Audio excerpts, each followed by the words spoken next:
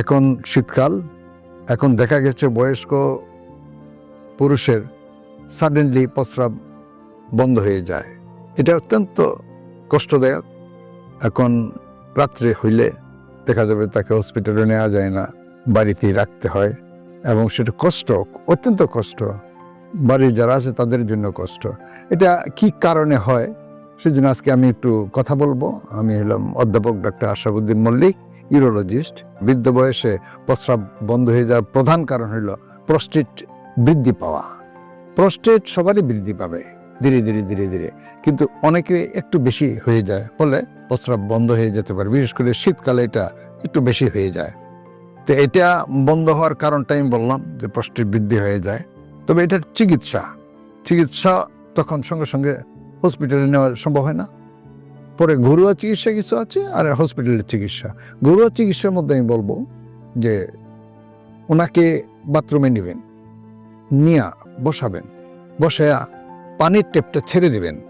পানির ট্যাপের যে শব্দটা, সেই শব্দটা একটা শব্দ হবে, সেই শব্দতে প্রস্রাব হয়ে যাবে। সাধারণত অনেক ক্ষেত্রে এটা হয়ে যায়। এটা আপনাকে খুব মনে রাখতে হবে। আরেকটা হইলো, দেখা গেল যে আমি এটা করার পরও সাকসেস হয় নাই বা বাইর হচ্ছে না, তখন করবেন কি? একটা বোতলের ভিতরে পানি, গরম পানি ভরবেন, যে গরমটুকু শরীরে সহ্য হয়। তো এইটুকু আপনার পেশটাকে শোয়া নাভির নিচে এটা রাখবেন, রেখে এটা ঘোরাবেন যাতে সমস্ত নাভির নিচে পেটটা গরম এটা লাগে। তাতে হবে কি, স্প্রিংটার যেটা প্রস্রাব যেটা আটকে রাখা হয়, সেই স্প্রিংটারটা একটু লুজ হবে।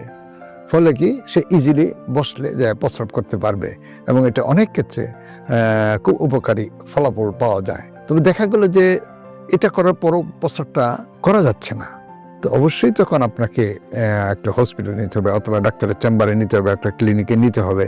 তো ক্লিনিকে নিয়ে তারা করবে কি, একটা ক্যাথেটার, আমরা বলি যে ক্যাথেটার বাই চ্যানেল ক্যাথেটার, এই ক্যাথেটারটা খুব সূক্ষ্মভাবে প্রস্রাবের রাস্তা দিয়ে এটা ঢোকাইতে হবে মূত্রথলি পর্যন্ত, এটা ডাক্তাররা জানে।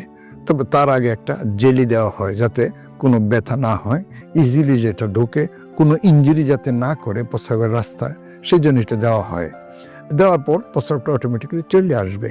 কোনো ক্ষেত্রে দেখা যায় যে আমরা বলি যে ক্যাথেটারটা খুলে ফেলেন, ভালো হয়ে যাবে, ভালো হয়ে যায়। আবার কোনো ক্ষেত্রে দেখা যায় যে ক্যাথেটারটা সঙ্গে সঙ্গে খুলে ফেললে আর প্রস্রাব করতে পারে না। তখন আমরা এইসব ক্ষেত্রে বলি যে ক্যাথেটারটা রাখে 2-3 দিন রাখেন, রাখার পর এটা খুলে দেন। তখন খুলে দেওয়ার পর কোনো ক্ষেত্রে প্রস্রাব হয়, আবার কোনো ক্ষেত্রে দেখা যায় না, তখনও হয় না। সেসব ক্ষেত্রে করতে হবে কি, যে প্রস্রাবটা অন্তত 2-3 সপ্তাহ রাখার জন্য আমরা উপদেশ দিয়ে থাকি। তাতে হয় কি, এবং কিছু ওষুধ খাইতে দেই, তাতে ইনফেকশনও কন্ট্রোল হয়। পরে ক্যাথেটারটা খুলে দিলে প্রস্রাবটা অটোমেটিক বেরিয়ে যেতে পারে। এসব ক্ষেত্রে তখন আমরা এটার চিকিৎসা অত্যন্ত দরকারি। এই চিকিৎসা কয়েক পদ্ধতিতে দেওয়া যায়। একটা হলো আমরা দেখি যে না, ক্যাথেটারটা খুলে দিলে ভালো হবে, ওষুধ খাবে, তখন এটাকে আমরা বলি ওয়াচফুল ওয়েটিং। আমরা দেখে 3 মাস পরে আপনি আইসে আমার সঙ্গে সাক্ষাৎ করবেন। আরেকটা হইলো আমরা কিছু মেডিসিন দিই। মেডিসিন 2 ধরনের হয়। একটা হয় যে প্রস্টেট গ্রন্থিটাকে ছোট করে দেওয়া হয়, আরেকটা হলো রাস্তাটা প্রশস্ত করে দেওয়া হয়। এটা না হইলে অপারেশনে যেতে হবে। অপারেশন পদ্ধতি হইলো TURP, মানে trans urethral resection of the prostate. সেটা একটা প্রস্টেটের অংশ কেটে দেওয়া হয়, ফলে ইজিলি প্রস্রাবটা বাইরে হইতে পারে। এটা আছে। আর আছে যে অন্যান্য ছোট ছোট পদ্ধতি আছে, যে coagulation of the prostate, incision of the prostate, তার রিজিউম থেরাপি, মানে প্রস্টেটের ভিতরে বাষ্প ঢোকানো হয়, তাহলে ওইটা কোগুলেশন হয়ে যায়। কোগুলেশন হইলে ছোট হয়ে যায়, তখন প্রস্রাব বেরিয়ে আসতে পারে।